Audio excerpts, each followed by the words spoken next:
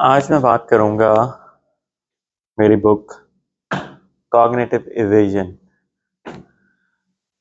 The art of slipping past paralysing thoughts.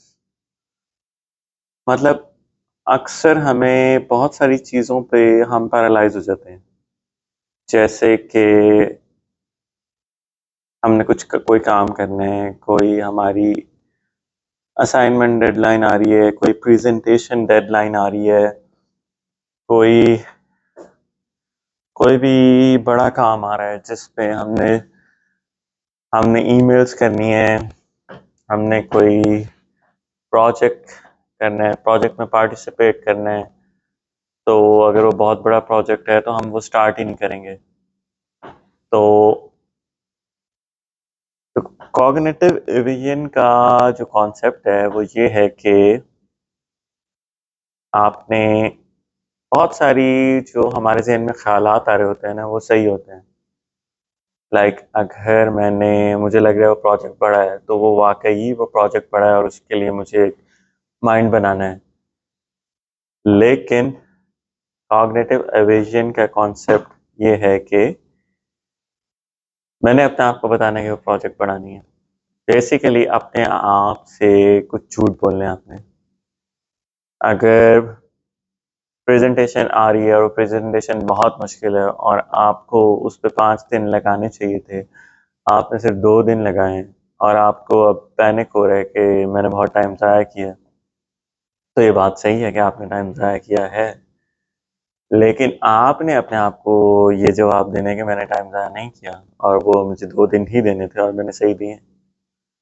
जब आपका mind है तो हम अपने माइंड्स में उन थॉट्स को क्यों जगाते हैं जो हमारी प्रोग्रेस को लिमिट करती हैं। तो क्योंकि बात सही है, लेकिन हम फिर आगे काम नहीं कर पाएंगे।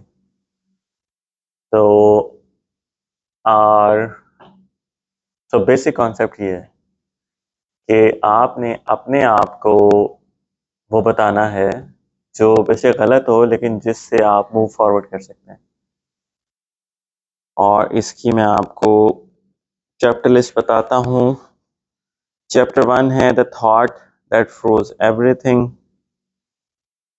Why accuracy is not the highest cognitive value, the cost of obeying every true thought, anticipatory punishment। हाँ, ये एक मज़े का कॉन्सेप्ट है कि हम फॉर एग्जांपल मैं स्टूडेंट्स के कॉन्टेक्स्ट में बात करूँगा या जॉब के कॉन्टेक्स्ट में कर लें कि हम कहते हैं अगर हमसे गलत हो गया तो हमें ये सज़ा मिलेगी और उसकी वजह से हम फ्रीज हो जाते हैं, हम वो काम स्टार्ट ही नहीं करते।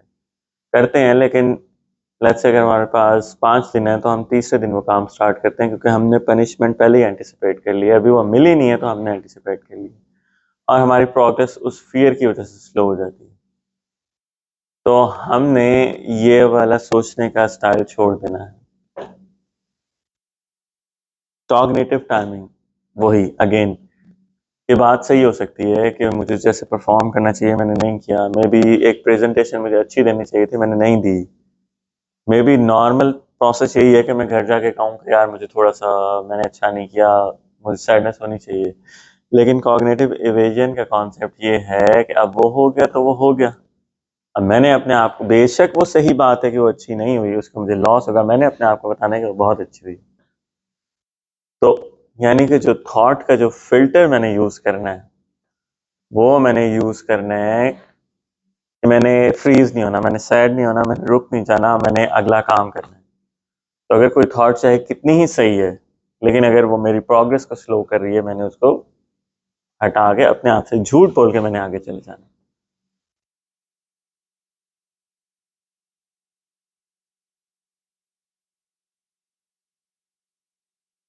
और आपने अपने कॉन्स्टेंटली आपने मतलब उन चीज़ों को ऑब्जर्व करना है कि किन चीज़ों पे आप फ्रीज हो जाते हो। फॉर एग्जांपल मुझे मेरा रिजल्ट, मेरे ग्रेड्स आने हैं, मैं फ्रीज हो जाता हूँ। उस देखते हुए मुझे पहले से मेरी बॉडी टेंस्ड अप हो जाती है कि मेरा ग्रेड क्या आ रहा है। तो आपने देखना है कि कौन सी चीज़ें आपको फ्रीज करती हैं और आपने अपने आप को खुद से रिलैक्स करना है। अपने आप से आपने ऐसी कन्वर्सेशन करनी है कि कोई बात नहीं, इट्स ओके। और जो भी थॉट्स है वो कितनी ही सही हैं, चाहे वो बातें कितनी अच्छी हैं, कितनी ही सही हैं, कितने ही टाइम पे हैं, लेकिन अगर आपकी उनसे आप प्रोग्रेस नहीं कर पा रहे, तो ऐसे सही होने का कोई फ़ायदा नहीं। तो मेरी बुक रीड करें, हम इस पे मज़ीद डिटेल में बाद में बात करेंगे। ये था एक इंट्रोडक्टरी सेशन मेरी book cognitive evasion and the art of slipping past paralysing thoughts के बारे में। बुक पढ़ें और मुझे रिव्यू दें।